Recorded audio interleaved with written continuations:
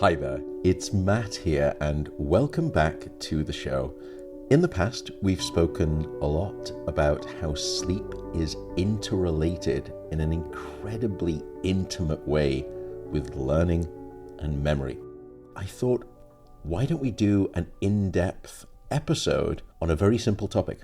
How does memory work? What is memory? And what are the implications once we really understand what memory is?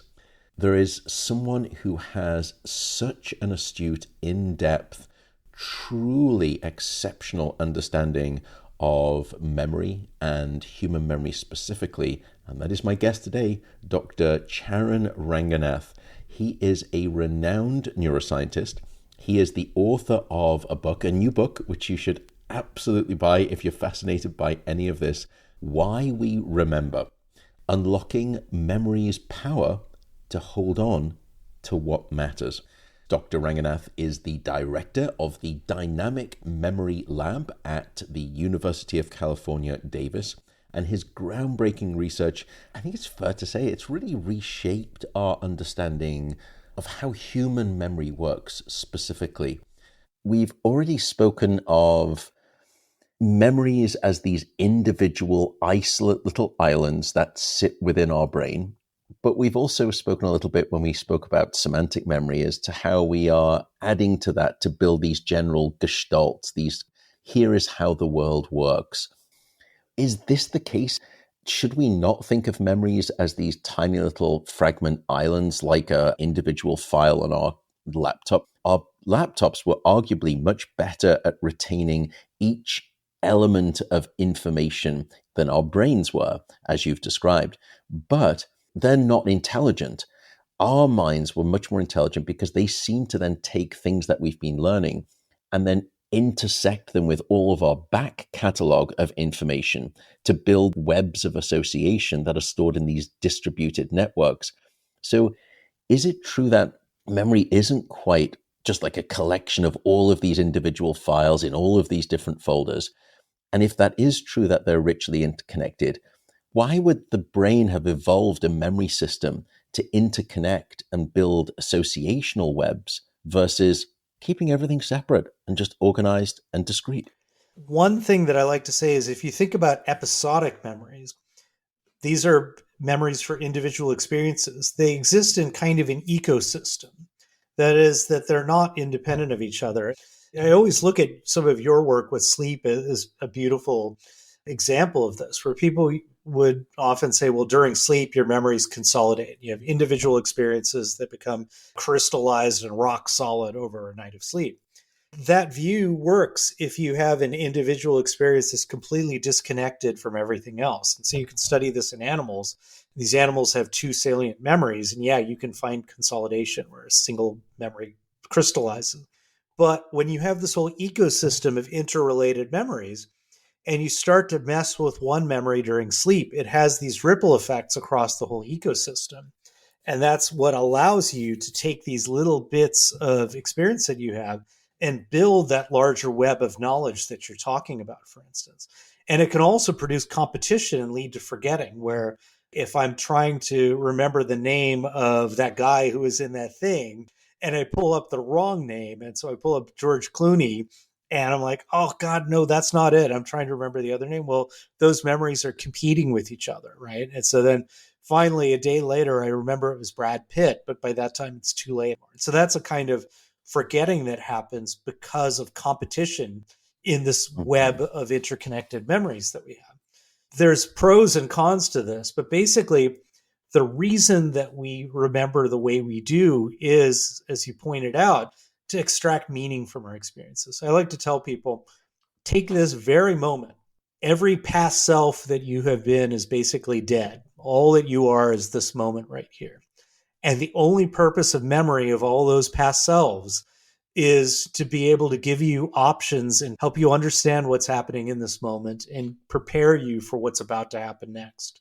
So it should be selective and it should be meaningful, which means that you want to be able to see connections between causes and effects. You want to see connections between people who like each other and trust each other. You want to see connections between things that are threatening in the world and be able to group them together so that you know that snakes might be poisonous and so forth.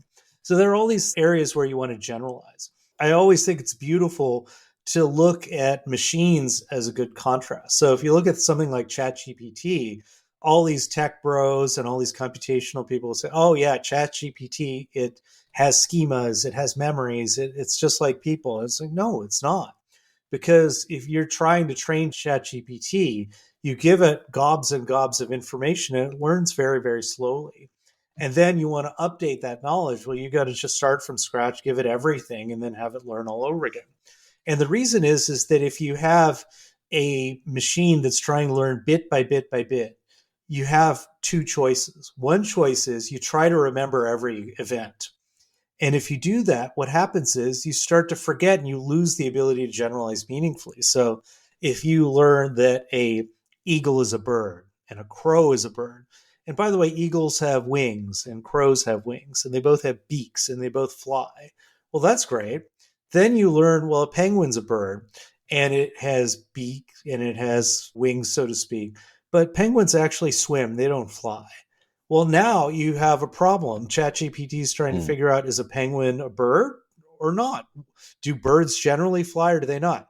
So there's this tension between learning the exception and learning the rule. And that's the beauty of why we have episodic and semantic memory. So with episodic memory, we can rapidly memorize, hey, I remember seeing that one thing and it looked kind of like a bird, but then I saw it swimming and that was odd. And I remember I saw it on this iceberg. And so you've got a little bit of context for understanding what happened there. And then you have semantic memory, which is just saying, well, things that have beaks and things that have feathers and they look like they have wings, they're birds and they fly. And episodic memory allows you to learn quickly, but semantic memory is acquired much more slowly. So as a result, episodic memory allows you to learn the exceptions very quickly, and semantic memory allows you to put together the rules. And one of the theories, as you know, about sleep is that sleep is a time where you can replay those salient experiences, the things that are surprising and new or emotionally significant. And you can pull up those memories and allow them to be incorporated with your base of knowledge so that at some point I can have semantic memories that, yeah, a penguin's a bird. It doesn't have all the characteristics of a typical bird, but it's still a bird. That is the beauty of human memory, is we're not photographic. We're also able to learn specifics and update and be flexible. And this capability is not seen in the state of the art AI models right now. And in fact, you're starting to see people are trying to incorporate this episodic like memory thing. But the problem is the companies that are doing it don't understand what episodic memory is. And so it's not going so well. So knowing how and why you should be contracted, by the way, for all of these new emerging AI models and be paid vast amounts of money so that we finally get the natural intelligence that we really wish for. Plug, please, companies, hire Charan. Let me move on to then perhaps disorders. And I think we've spoken probably plenty about Alzheimer's disease on this podcast before, although it's the obvious one. I actually want to speak about a slightly different disorder, which moves us into the psychiatric domain. And it comes back a little bit to your clinical training there. You were speaking about depression, but there's another class of psychiatric disorders, the anxiety disorders, and quintessential perhaps of all of those is PTSD or post-traumatic stress disorder. We think of it as a psychiatric disorder.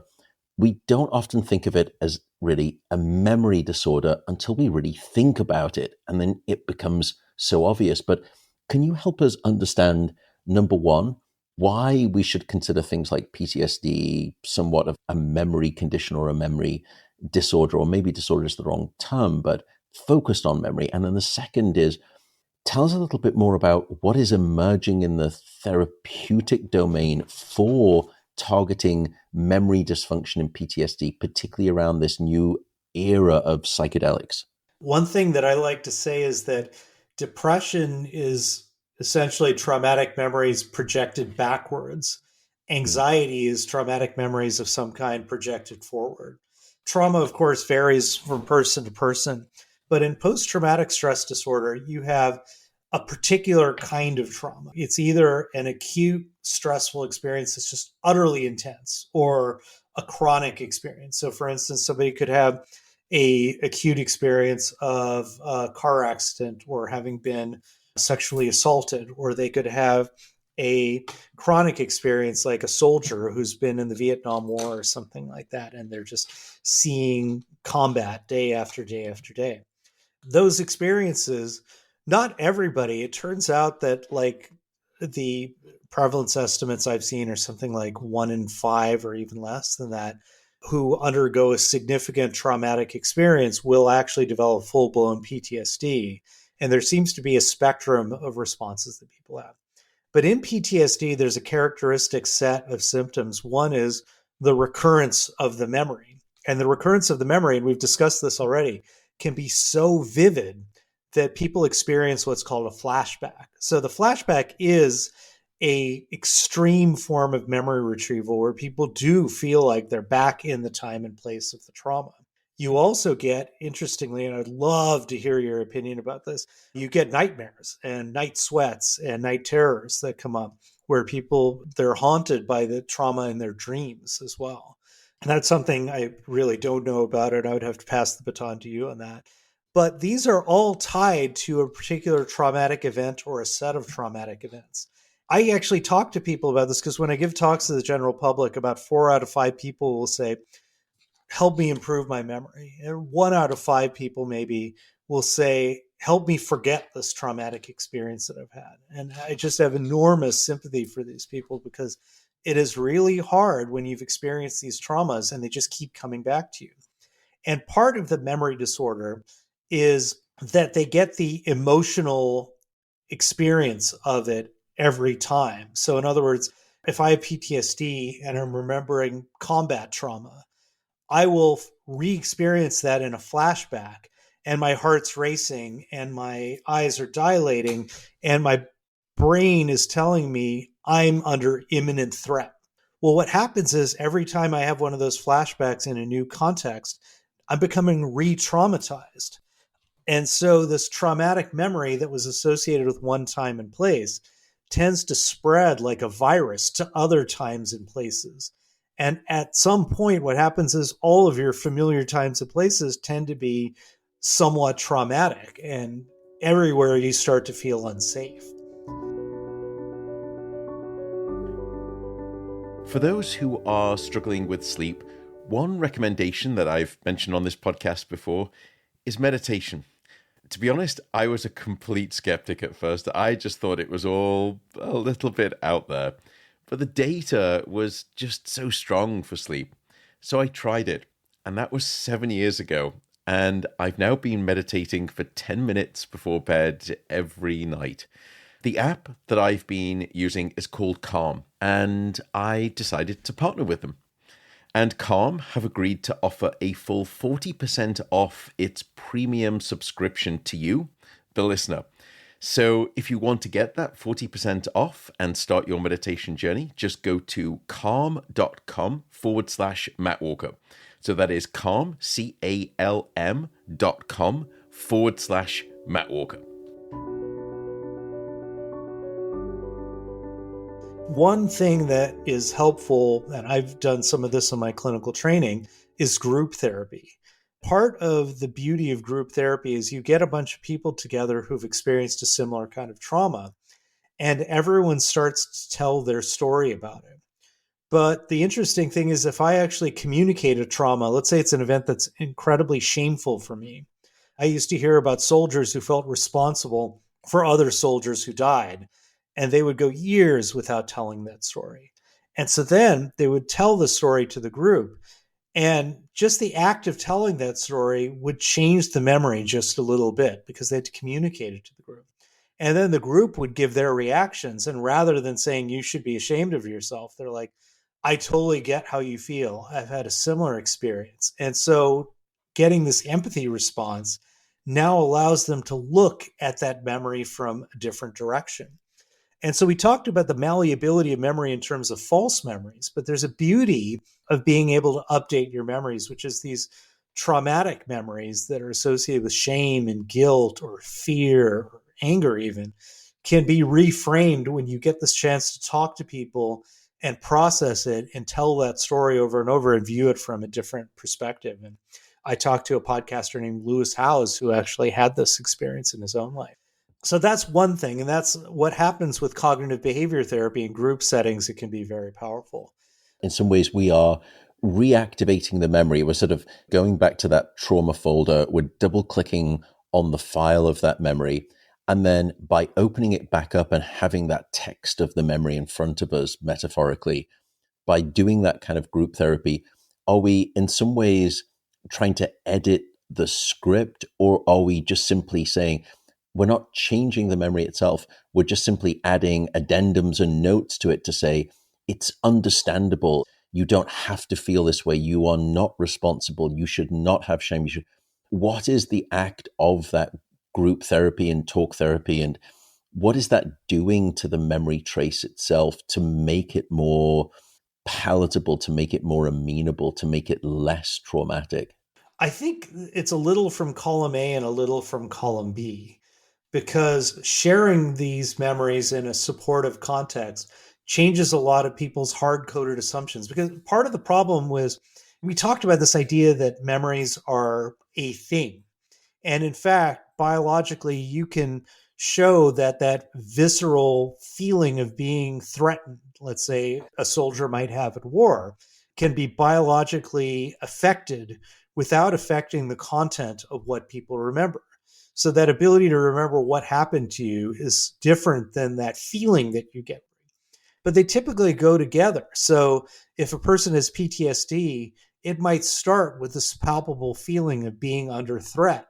And then what happens is they start to cogitate on it and start to build the narrative about what's happening around it. So when you start to share this memory, that narrative part changes. And what's important about that is, when we reflect on a negative experience, we often magnify the negativity of it, and we can change it.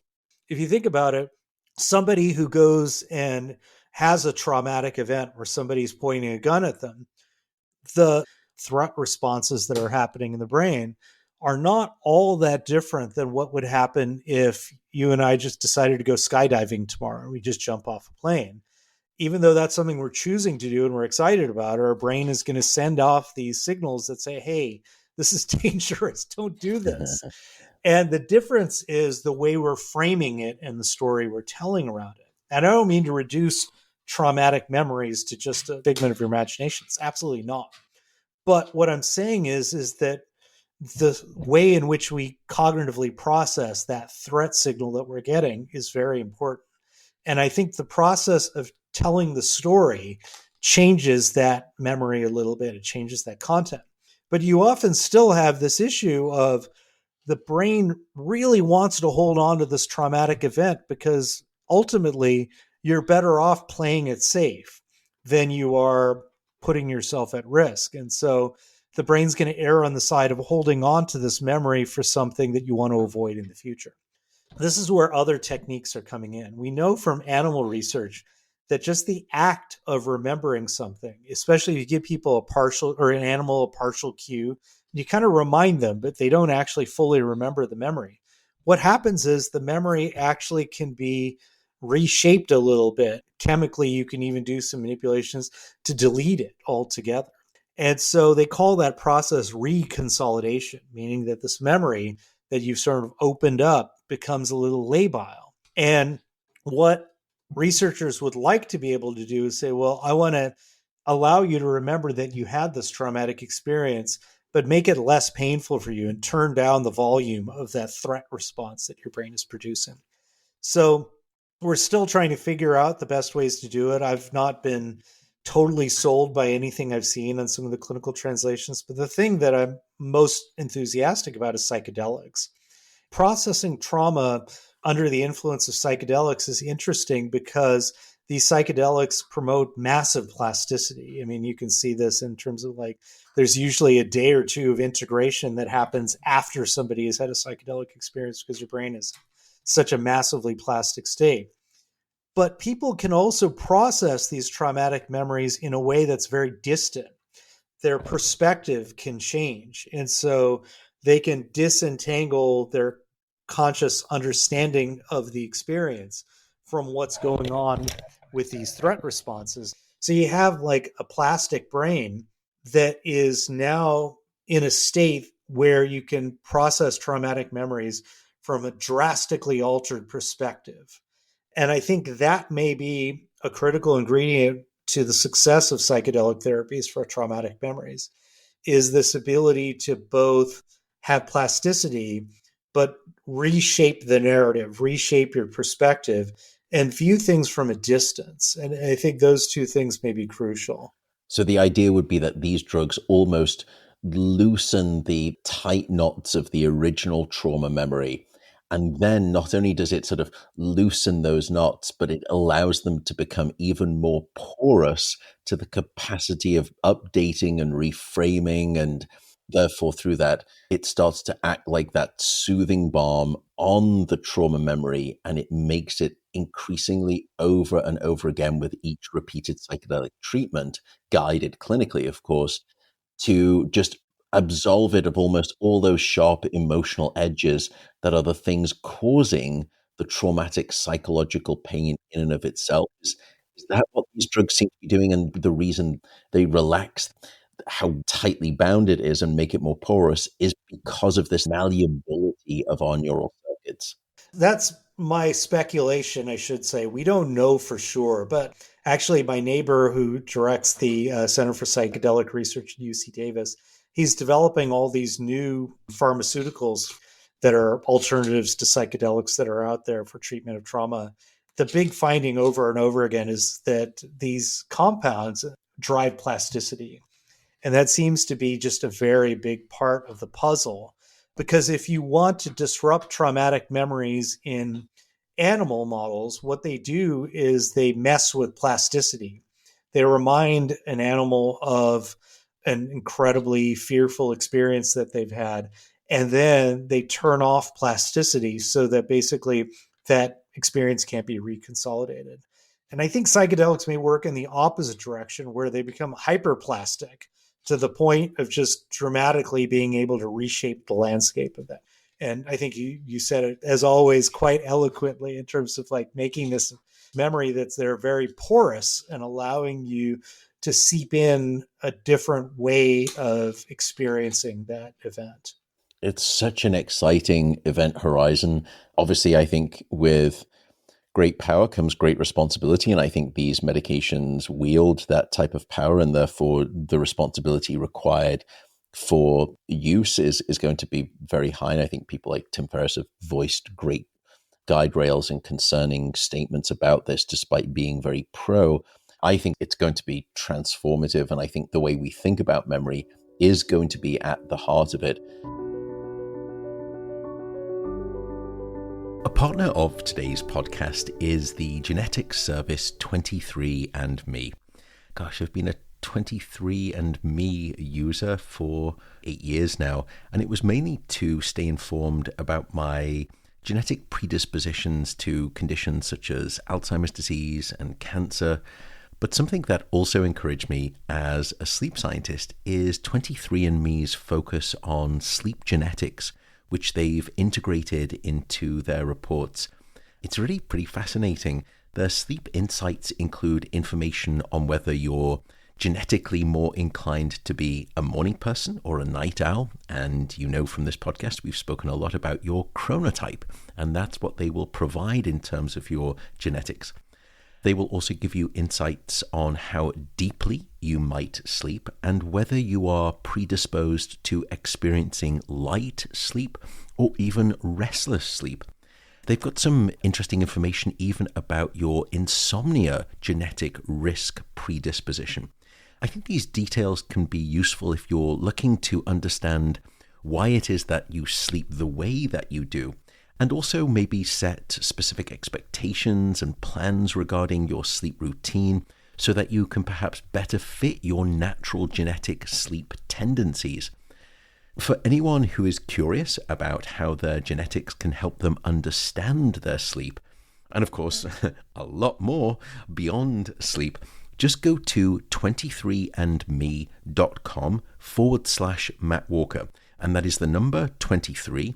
So it's 23 23andme.com/Matt Walker, and you will receive 10% off the 23andMe service. So again, that is 23andme.com/Matt Walker. My question is, do you have some thoughts or is there any data on why nightmares, night terrors, night sweats, all of those symptoms are such a core part of the PTSD syndrome? Yeah, we've actually done a little bit of work in this area, and we have a theory. And the theory is, in fact, you enunciated it, which is when it comes to sleep and emotional memories, particularly emotional traumatic memories, we sleep to remember and we sleep to forget, meaning that when it's working appropriately, we sleep to remember the information of that emotional experience, but we sleep to forget the bitter rind around the informational orange, so to speak. And therefore, we come back the next day. And yes, we have a memory of an emotional event, but it's not itself emotional anymore. You don't have that same visceral reaction that you had at the time of learning, because the brain, perhaps not over one night, but over multiple nights, maybe weeks, has this elegant trick of divorcing the emotion from the memory. And so it detoxes or depotentiates the emotion from the memory. However, in PTSD, we think because of the levels of noradrenaline remaining too high, and noradrenaline is this very activating chemical in the brain. Its sister compound people will be familiar with, which is this thing called adrenaline downstairs in the body. But noradrenaline is very interesting because during dream sleep, which is when we do a lot of our emotional processing, levels of noradrenaline are shut off. It's the only time during the 24-hour period where noradrenaline is non-existent in the brain. And we've proposed that this offers this beautiful, elegant neurochemical medium therapeutically in which we can reactivate those emotional memories, because that's what we see in brain scans. These emotional and memory centers are reactivated. But we can do so in a quote unquote safe neurochemical environment, so we get the chance to strip the emotion from the memory. But in PTSD patients, we see that their levels of this chemical, this activating brain chemical, noradrenaline, also present when we are very stressed, that remains too high. And as a consequence, they end up reactivating those trauma memories, but they don't effectively strip the emotion from the memory. So what happens? Well, the next night, the brain comes back and says, look, I'm sorry to trouble you again, sleep, but I've still got this highly charged emotional memory. Can you please do your trick of divorcing the emotion from the memory? And it fails again. So what happens the next night? It comes back. This sounds very much like the repetitive nightmares that we see, which are in fact a diagnostic feature of PTSD. In fact, it's very difficult to receive a diagnosis of PTSD without some kind of sleep abnormality. That's how prevalent these sleep problems are. So we've got a little bit of theory behind it. And then there's a wonderful psychiatrist, Murray Raskin, who works out at the VA in Puget Sound, just outside of Seattle in America. And he was giving people a blood pressure medication called prazosin. And prazosin down in the body changes levels of noradrenaline, and it's there to try to, as I said, aid with blood pressure. The only problem is it's a generic drug because it's the VA system. It crosses the blood-brain barrier. These patients were coming back after he was giving them this blood pressure medication saying, it's kind of surprising, but I'm no longer having these repetitive nightmares as if I'm replaying them, i.e. the brain continuously going back to sleep and saying, reprocess these memories, and it tries and it fails and it tries and it fails. And they said, I'm no longer having those and I feel better. As if all of a sudden, once you'd lowered back down to normal levels, this chemical noradrenaline during REM sleep at night, not only did their REM sleep stabilize, which had been disrupted before with this drug, but the trauma symptoms started to abate. Now, there's been some difficulty replicating some of those.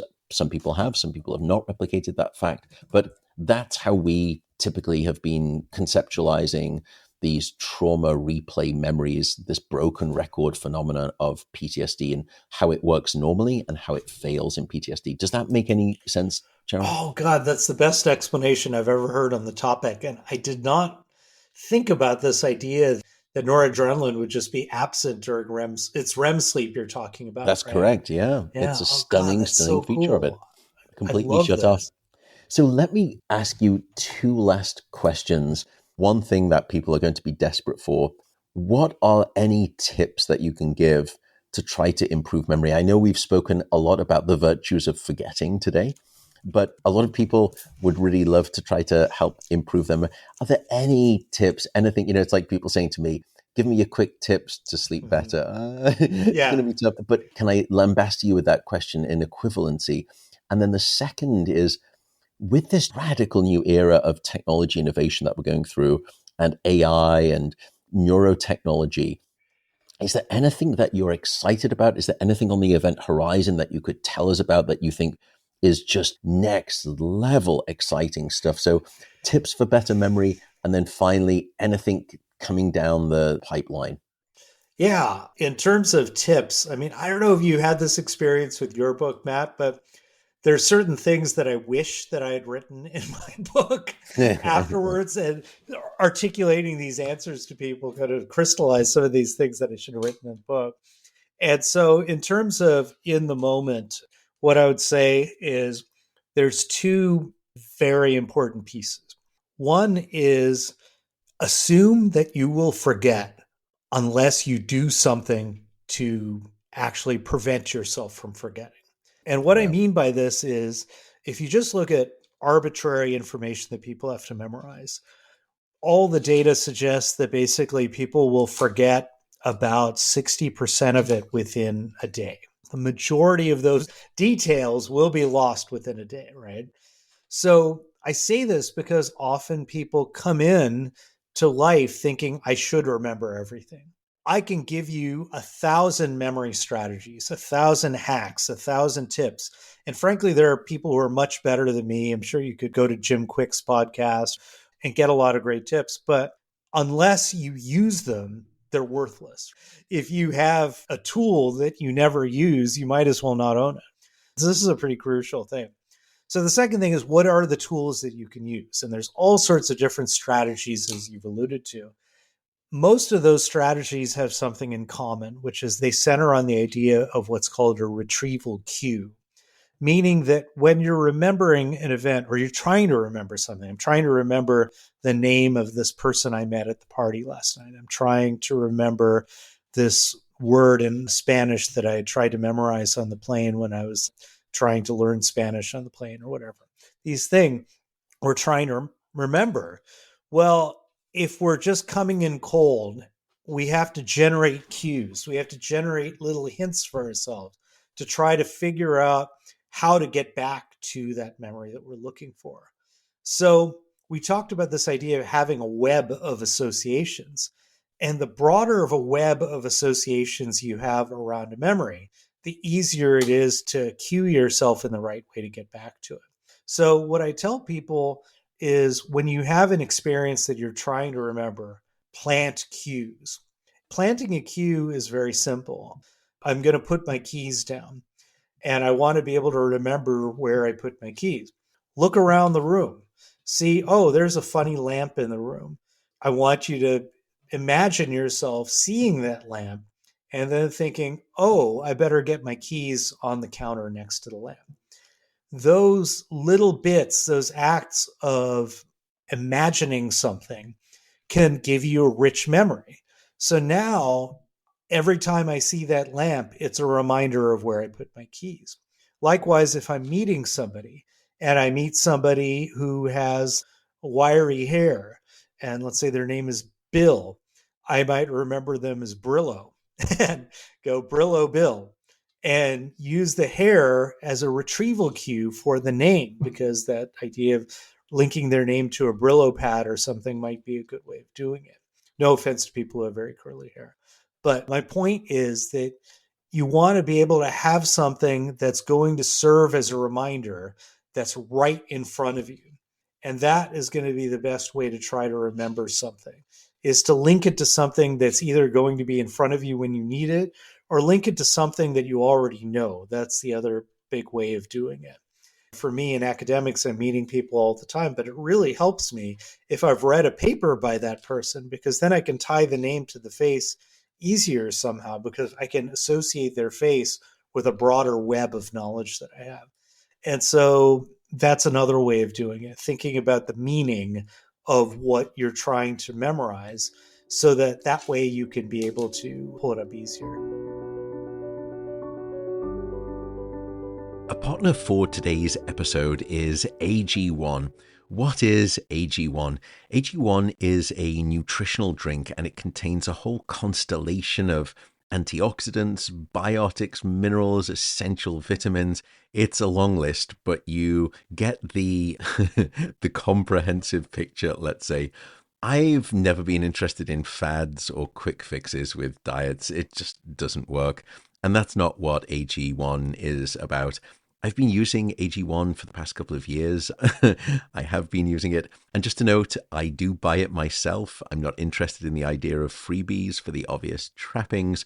But one of the reasons that I've been using it is because I did my research on the science behind the ingredients, and I do place a high priority on scientific data as ground truth.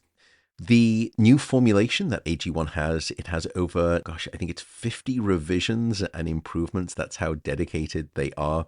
And you can try AG1 and get a free 1-year supply of both vitamin D and K2. And for listeners of this podcast, you can also get, in addition to those things, 5 free AG1 travel packs with your first subscription. Head on over to drinkag1.com/Matt Walker. Again, that is drinkag1.com/Matt Walker.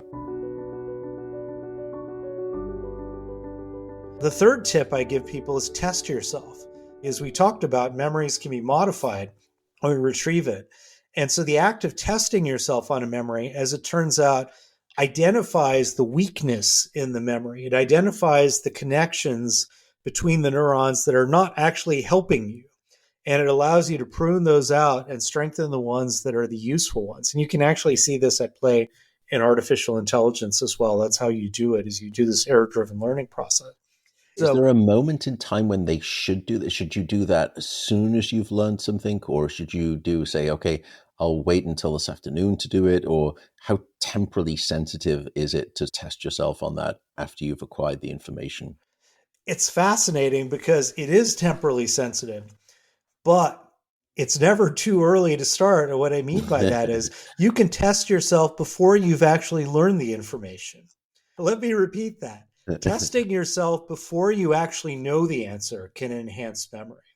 So this paradigm's been done quite a bit, including in my lab, we've done it recently, where you give people a bunch of words that you want to memorize. Let's say you're trying to learn the language Swahili. You give people the word pombe, and you say, okay, I'm going to have you learn this word. I want you to guess what it could mean. And you guess, and I think sheep. And then it turns out, nope, pombe is Swahili for beer. The act of having generated the wrong answer allows your brain to say, let's just edit out that wrong answer and just focus on the neural connections that lead me to the right answer. And so, oddly enough, testing yourself immediately before you learn something can actually be remarkably powerful. And then testing yourself afterwards is very good too. And testing yourself could be done immediately after, but sometimes spacing it out can really help you too. If you went to a party and you met a bunch of people later on, let's say if you have some pictures from the party, you can look at those pictures, try to pull up those names actively of those people. And that's a good way of helping you retain that information later on as well. So testing yourself is a very crucial thing, but don't wait till you've gotten the answer. Start testing yourself before. And this relates to another thing that we've done in my lab, which is to look at curiosity as a way of enhancing learning. And it turns out if you give people something that's like exposes a weakness in their knowledge, exposes a question in their mind, people get into a state of curiosity, and it's associated with activity in these dopamine circuits in the brain.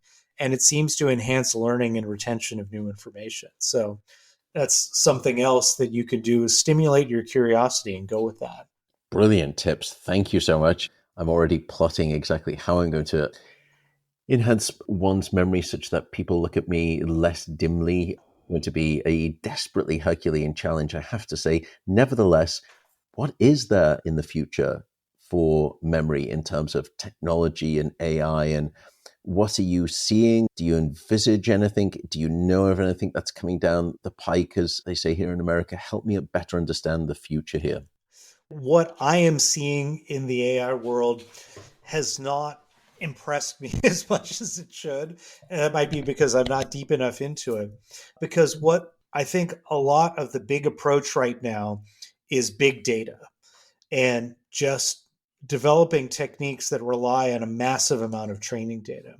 One thing that I'm sure people are working on, and I think is the exciting direction, is doing much more with much less. So if I show a computer vision model, like a face recognition model, like what might be used in all sorts of AI applications, it's working at the level of pixels. A human, when they explore the world, looks around and gets a few high resolution snapshots based on what we're looking at in the moment. And we move our eyes about 4 times a second. And we sample little bits and pieces of our world. We assemble that into a mental picture of what's going on. But that mental picture is actually a simulation. It's not what we're seeing in front of us. It's actually, we're simulating the present and we're using memory to fill in the gaps of what's in the present, right? One example of this is a phenomenon called change blindness. It's actually something that, for instance, Dan Simons, who's at the University of Illinois, did a phenomenally cool experiment where they had people watching a basketball game unfold, and he has somebody in a gorilla costume just go by while these kids are doing these tricks with the basketball. A lot of people watching did not notice that this gorilla went by on the screen. What's funny is a computer vision model would never make that mistake. But that's because the computer vision model is working with too much data. A person is working with much less data and filling in the blanks because it's using a lot of your prior knowledge to reduce the information that you're taking in. And so, what I can see as a super exciting direction is for AI to be basically having less of a carbon footprint, use less energy, and have less of a data footprint. You don't need to grab everything that's ever been put out on the internet, but grab it piece by piece as you need it and explore the information based on what's new and what's most informative. And so I think there's some really important tips from the human brain that can be brought in to improve AI. But I also see the opposite. I see that AI is going to be co-evolving with humans in a sense. And what I mean by that is I don't mean literally the evolution of the human brain. But what I mean is that people adapt to technology. I think you and I could both agree that our lives have never been the same since we got phones, right? That because we got mobile phones, and now we're always thinking about text messages and email and so forth. And that's a very negative effect. And I think there's other potential negative effects that are happening, like you get large language models suggesting endings to your emails. And then next thing you know, you're writing the same emails as everyone else around you because it's just easier to put in the suggestions that you get from these LLMs. So that's not necessarily good, but there are certainly ways in which I think AI models can supplement what we do and can do things that are different than what we do. Because as much as we worry about machine learning algorithms having stereotypes and biases, they usually have those stereotypes and biases because the data comes from people, and people have hardcore biases and stereotypes. So I think actually AI has the capability of improving our judgment and decision making in cases where there is statistical knowledge that you can really leverage in ways that people might be thrown off from. And we're seeing some really cool developments. Demis Hassabis at DeepMind, I just have enormous respect for him. He developed this model called AlphaFold, which is allowing them to visualize protein folding, which is going to have massive effects on drug development and so forth. But I think one of the coolest things, I'm in talks right now with someone working on this, is we're seeing some developments in brain machine interfaces that are huge.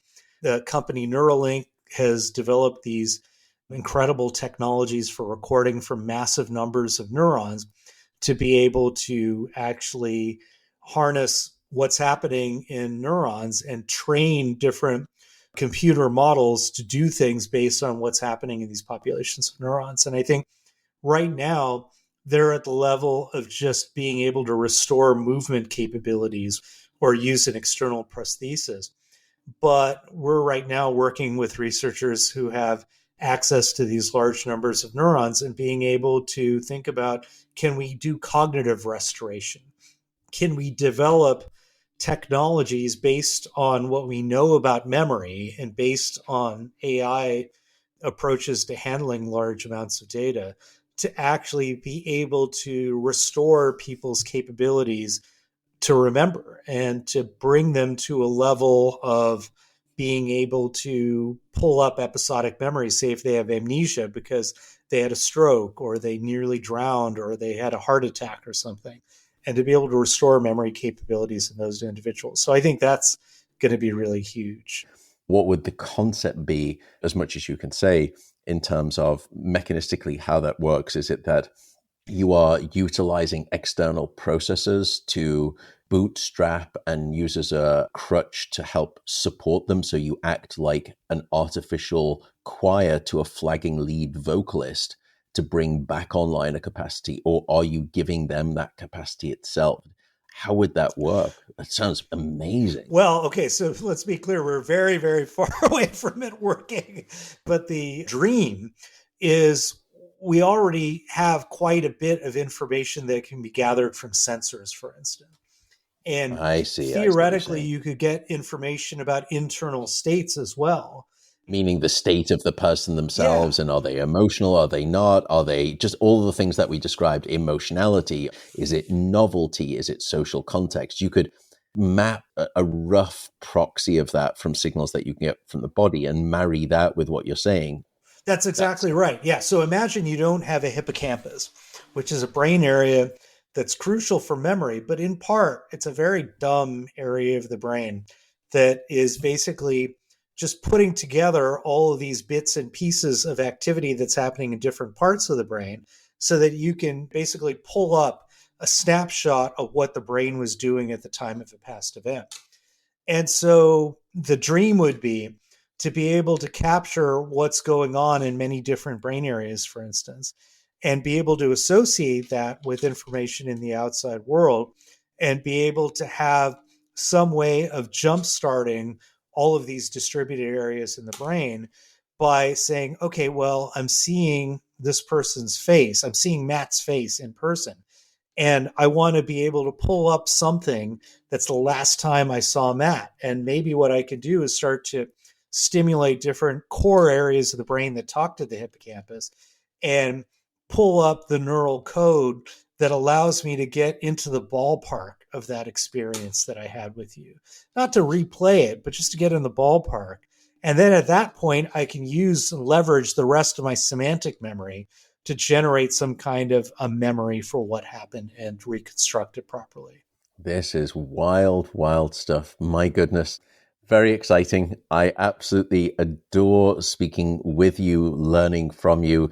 I'm sure the audience is going to feel the same way. Folks, go and buy this book, Why We Remember. It is Dr. Charan Ranganath. Why We Remember, folks. It is such a fantastic read. I highly recommend it. I'm not just saying that because Charan is a guest right here, right now. Final question for you. Where on earth can people find you? On the web, on socials? We will obviously link to this in the show notes, but tell us where we can find you. Well, I've definitely got an active Instagram account. And so that's at the memory doc, THE memory DOC. And so if you go there, you can get information on events, things that are happening in the lab. I also have a website, charanranganath.com, and you can sign up for my mailing list. I have a Twitter account, Charan Ranganath, and LinkedIn. You can look me up there. Finally, I'm doing different kinds of speaking events at different places. And if you want, you can suggest me for different speaking events. I'm happy to come out and talk to people about memory. Absolutely brilliant. My dear good fellow, thank you so much for joining us here on this show. It has been a whirlwind.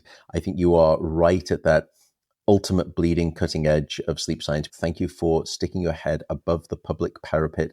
You do it so well. So for all that you've done and contributed, My dear friend, thank you. Oh, thank you, Matt. I've had such a good time and I really appreciate your support. But I also have to say, I just love this conversation. This is what keeps me going. Thank you, my dear friend. Take care.